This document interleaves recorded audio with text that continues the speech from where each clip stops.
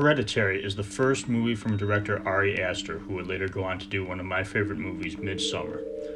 It's been a long time since a horror movie or a movie in general has had this much of an impact on me in so many ways.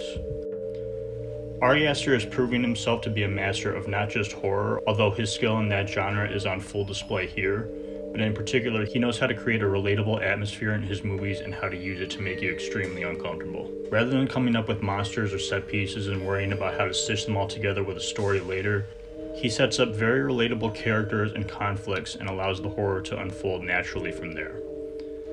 Hereditary is about a family falling apart after a tragic death puts everybody at each other's throats. The movie's paced incredibly well and knows how to maintain a great sense of dread throughout. At over 2 hours, it takes its time and understands how to build tension incredibly well. It doesn't rely on cheap horror gimmicks like jump scares or a fear of what might be hiding in the dark house at night. Aster knows that it can be more effective when building up to a terrifying moment to not hide it from the audience.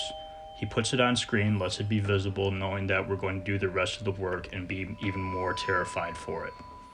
None of this would work if he didn't care about the story and characters and what was going to happen to them. Thankfully, the film knows how to get you to sympathize with everyone even when you're terrified of what they might do. Toni Collette gives an incredible performance as the mother, Annie, expertly balancing the grief that she's feeling with the fear of what she might do next. Wolff does equally well as her son, Peter. Shapiro makes for a really creepy daughter, Charlie, and Gabriel Byrne does a great job as the more subdued dad, Steve, trying to keep everyone from falling apart. There's something a bit off about everyone in the family to where every interaction they have with each other feels like it has a darker meaning behind it, and that the entire situation could explode at any moment, even before the second half of the movie when some of the more traditional horror elements kick in. Things can be pretty brutal here. It has one of the most shocking scenes I've ever seen in a movie, one that had me jump out of my seat not only horrified at what had just happened, but even more so for what it meant for the rest of the story and how it would play out with all the characters involved.